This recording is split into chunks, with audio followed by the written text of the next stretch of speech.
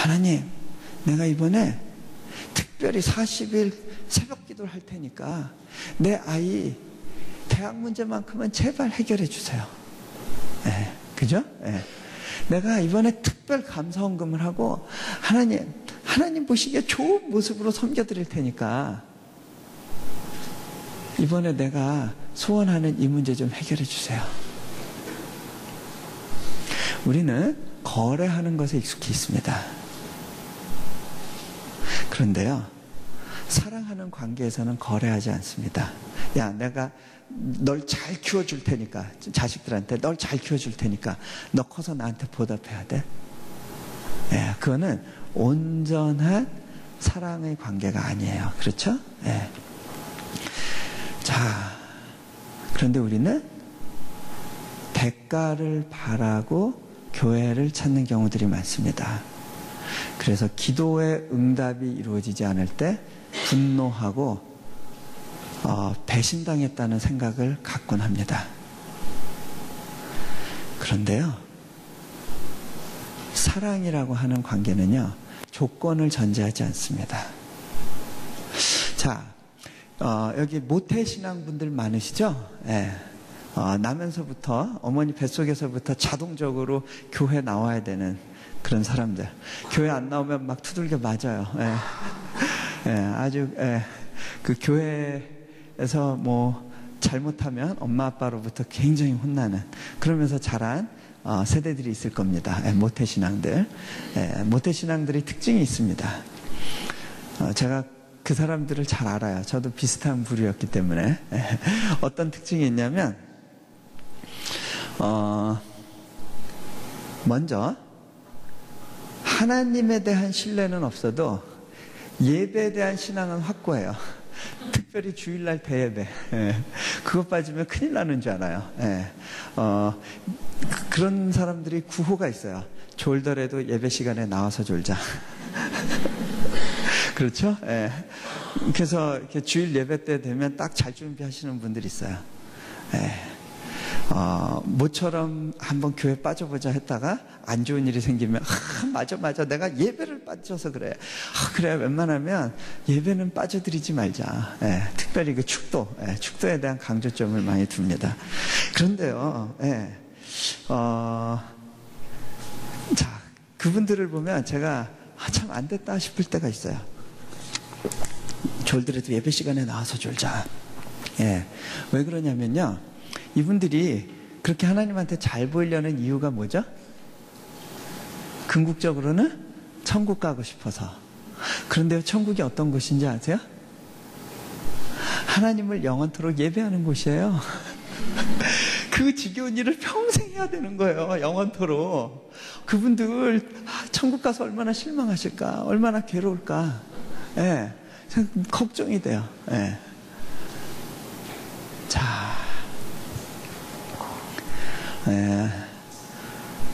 자, 하나님이 우리를 지으신 목적이 있습니다.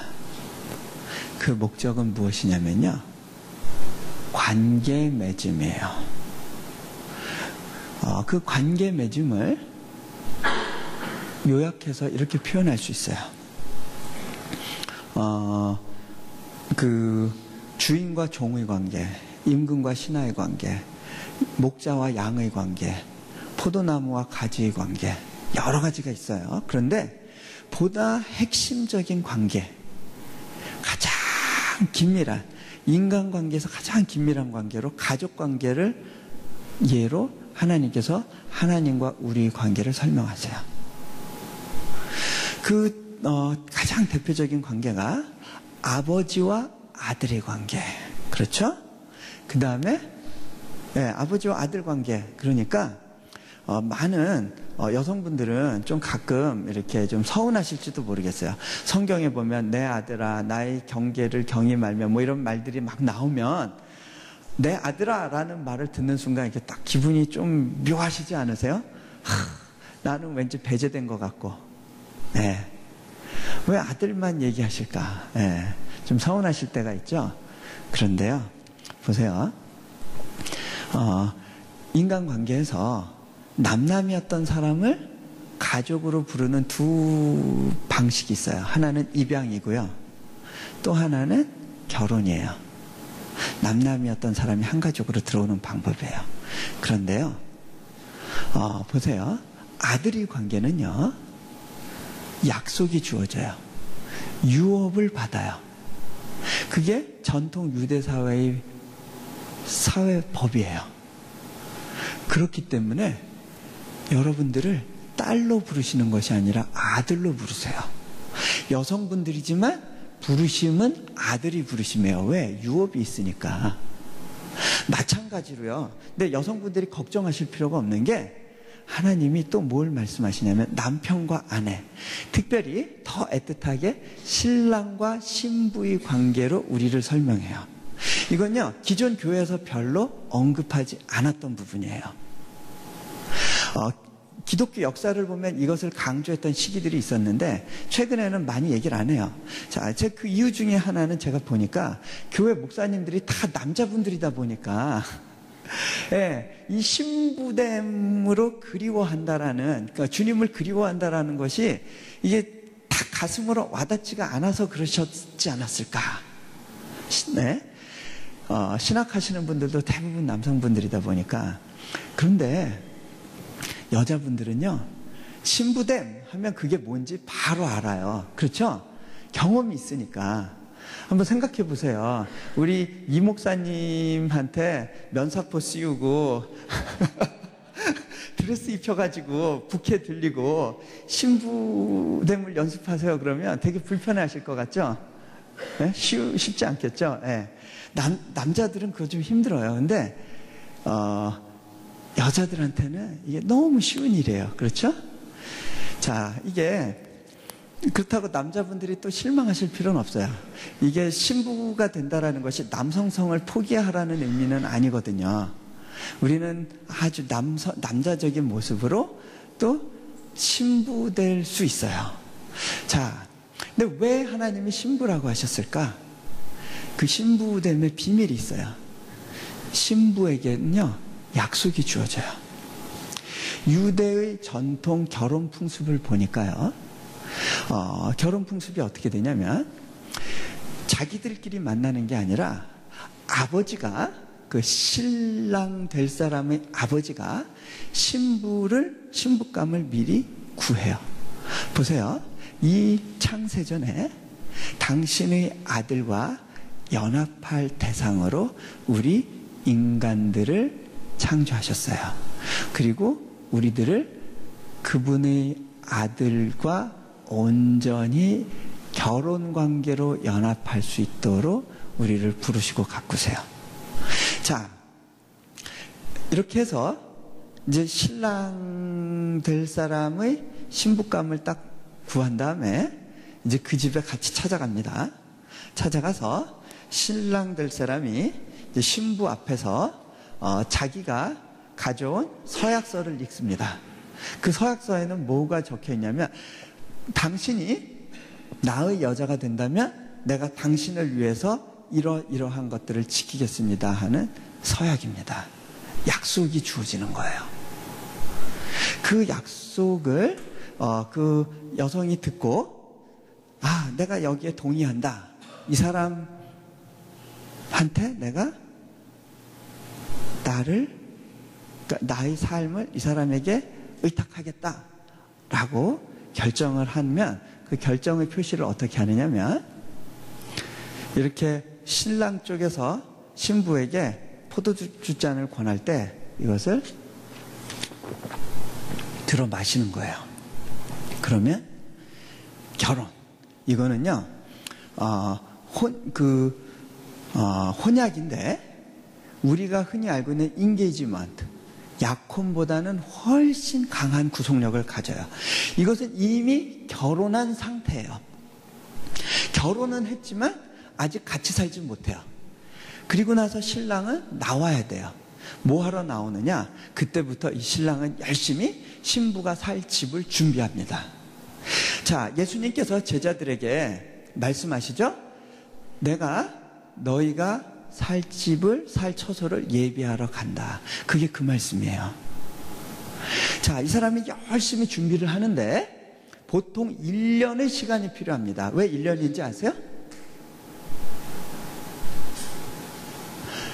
그 1년의 시기가 이 신부가 정결한가 정결하지 않은가를 확인하는 시간이에요. 어떤 남자를 알게 되면 10달 안에 아기가 생기잖아요. 하필이면 그 기간에 마리아에게 아기가 생긴 거예요. 그래서 요셉이 이거는 계약 위반이다 하고 관계를 지우려고 했죠.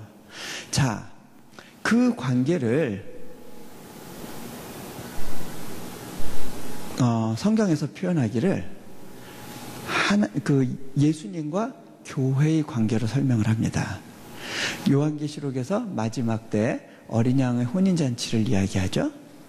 자, 지금의 세대는 뭐냐면 이미 예수님과 결혼했지만 그분과의 온전한 연합이 이루어지도록 자신을 신부됨으로써 가꾸고 다듬고 결혼을 향한 꿈을 꾸고 어떤 큰 그림을 그리는 그런 시간이라는 거예요.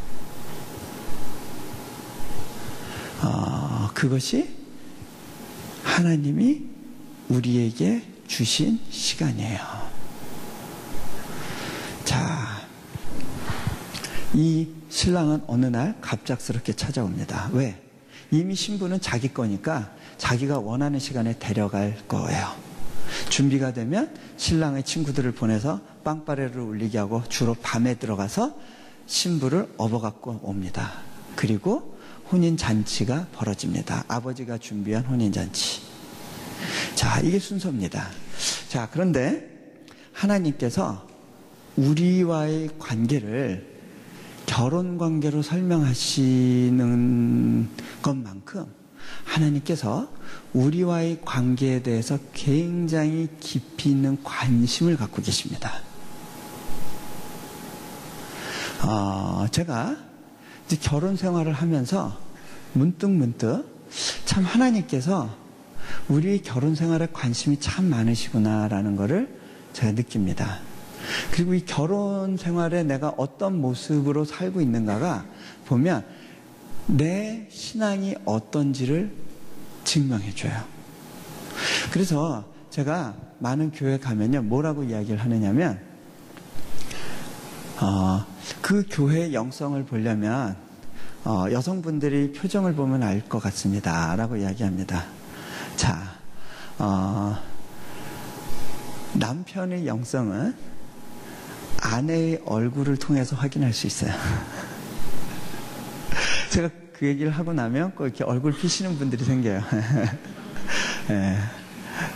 이미 다 파악됐습니다. 예. 예, 지금 얼굴 안 피셔도 되는데, 예. 자,